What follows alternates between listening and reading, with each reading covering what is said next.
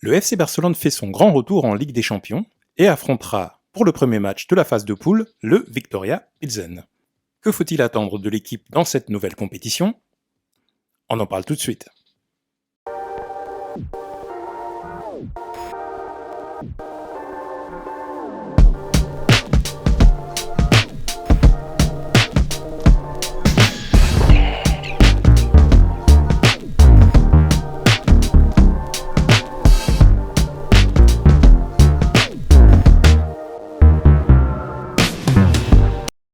Bonjour à tous, bienvenue sur Barça Today. Aujourd'hui, nous allons parler du match FC Barcelone Viktoria Pilsen qui aura lieu ce mercredi à 21h et qui sera le premier pas du nouveau Barça de Xavi dans la compétition suprême, la Ligue des Champions. Donc, alors, le FC Barcelone a en effet quitté la Ligue des Champions de façon un petit peu honteuse la saison dernière en se faisant éliminer dès les huitièmes de finale. Donc le Barça a ensuite été réversé en Ligue Europa, compétition qu'on préfère oublier, mais qui a quand même permis à Xavi de petit à petit aussi continuer à coacher et à affiner son style. Donc voilà, donc ça faisait quand même très longtemps qu'on attendait effectivement les compétitions de Ligue des Champions parce que, de mon point de vue, cette équipe n'appartient pas à la Ligue Europa. En tout cas, même si c'était intéressant de la faire à titre d'expérience, mais voilà, on a quand même l'impression que le Barça est plus à sa place en Ligue des Champions. Et comme vous le savez, le Barça est tombé dans le groupe de la mort, puisque ce groupe, avec le Viktoria Pilsen, comprend également l'Inter de Milan et le Bayern Munich, qui sont deux grosses équipes habituées à la Ligue des Champions et qui seront des adversaires coriaces pour ce Barça en reconstruction.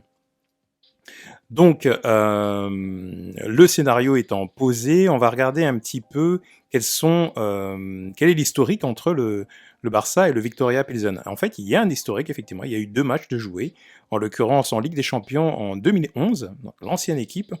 Donc, comme vous le voyez, ici, 2 victoires du Barça, match aller et match retour. Donc voilà, donc 0-4 à Pilsen et 2-0 au Camp Nou. Donc le Barça a largement dominé cette équipe du Viktoria Pilsen. Bon, c'est quelque chose qui date de plus de 10 ans. Alors c'est intéressant de voir quelle était l'équipe à l'époque, qui avait été alignée, qui a remporté cette victoire. Alors c'était encore à l'époque de Victor Valdés, Dani Alves, on voit là l'équipe. On avait en défense, on avait quand même Eric Abidal, Puyol encore. Fabregas, Thiago Alcantara, ça nous rappelle des souvenirs. Busquets était déjà là, et Léo Messi, et on avait Isaac Cuenca, pour pour ceux qui se souviennent encore de cet ailier talentueux et rapide, d'ailleurs, du Barça. Et à l'époque, Fabregas avait marqué un but, et Messi en avait marqué 3. Donc voilà, on n'a plus Messi, donc il faudra faire 100, mais on a quand même quelques bons joueurs qui seront en mesure de prendre le relais, je l'espère. En termes de dynamique, le Barça sort de plusieurs victoires d'affilée, le Barça s'est rassuré, le Barça reconstruit son équipe et commence à, entre guillemets, à faire tourner et la défense et le milieu et l'attaque. Donc on dirait que la mayonnaise de Xavi est en train de prendre. Concernant l'adversaire du jour, donc de mercredi prochain, le Viktoria Pilsen, il faut savoir que ce club tchèque a remporté ses 12 dernières rencontres, n'a pas perdu depuis ses 12 dernières rencontres, donc sur 12 dernières rencontres, 10 victoires et 2 matchs nuls. Donc c'est une équipe qui est en pleine bourre, qui fonctionne bien, qui se connaissent bien. J'ai regardé la liste des joueurs, je n'ai pas été capable d'en trouver un que je connaissais. Donc peut-être que ce sera votre cas. S'il y a des joueurs effectivement un peu connus qui ont du niveau, n'hésitez pas à le mettre dans le commentaire. Pour l'heure, je n'ai pas vu de joueurs que je connaissais. Je ne suis pas le championnat tchèque, donc je ne pourrais pas vous dire s'il y a il y a certainement des internationaux, mais aucun nom ne m'a frappé lorsque j'ai lu la liste des joueurs du club. Donc une équipe dont il faudra malgré tout se méfier, parce qu'une équipe qui arrive en Ligue des Champions, c'est forcément une équipe qui a de la qualité. C'est un match qu'il faudra absolument remporter, quoi qu'il arrive, parce qu'on peut considérer que les 2 autres adversaires du groupe vont remporter le match contre le Viktoria Pilsen. c'est comme ça, hein, c'est les calculs d'apothicaire comme ça que l'on fait, mais on peut supposer que les deux autres vont l'emporter, donc c'est les 3 points, l'équipe qui ne remportera pas les 3 points à, à Pilsen et à domicile, donc les 6 points, partira avec un handicap, clairement. Donc voilà ce que je peux dire à propos de cette rencontre. Alors, chose aussi intéressante à savoir, c'est que la liste des joueurs inscrits pour la Ligue des Champions est sortie, et c'est intéressant de savoir que l'équipe pourra compter sur Hector Bellerin et Marcos Alonso également, qui seront bien inscrits, qui pourront participer à cette compétition. Je pense que c'était certainement une de leurs conditions pour intégrer le club. Et donc, on pourra compter sur un effectif relativement complet, et on aura besoin d'eux. Concernant le dispositif, donc le 11 que Xavi risque d'aligner pour ce match, mais écoutez, moi je vous propose ce 11-là. Je suis parti sur quelques paris quand même. Au but, Ter Stegen, évidemment. En défenseur central, comme je ne sais pas si Eric Garcia a réellement été touché ou pas, si c'est le cas, moi je propose cette défense donc avec Koundé à gauche, comme il a fini le dernier match en défenseur central gauche, Araujo en défenseur central droit.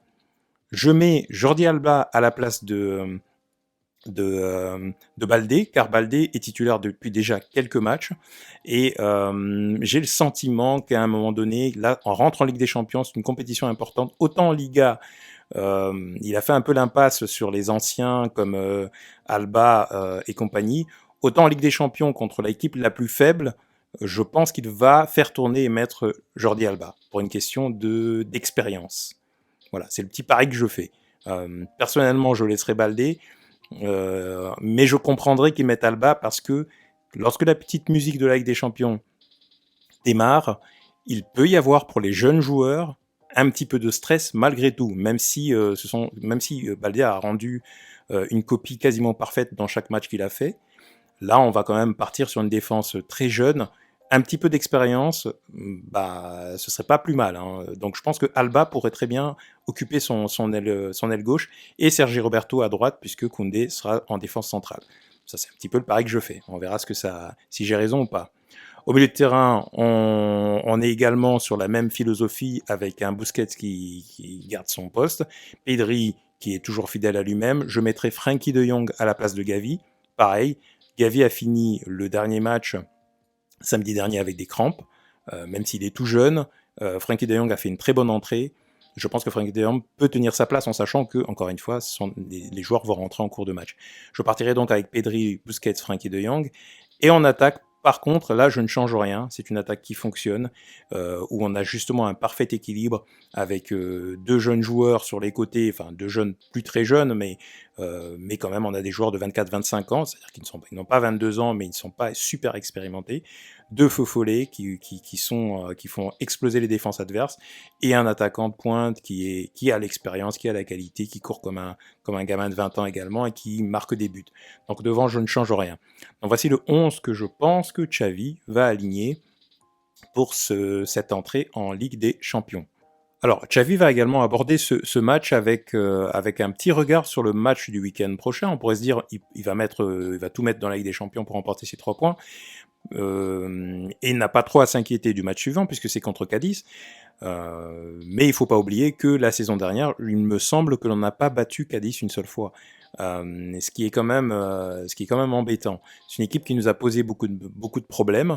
Donc il faudra aller le week-end prochain également avec une équipe complètement remontée pour prendre les 3 points.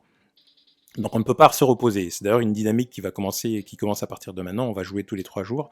La rotation, c'est très important.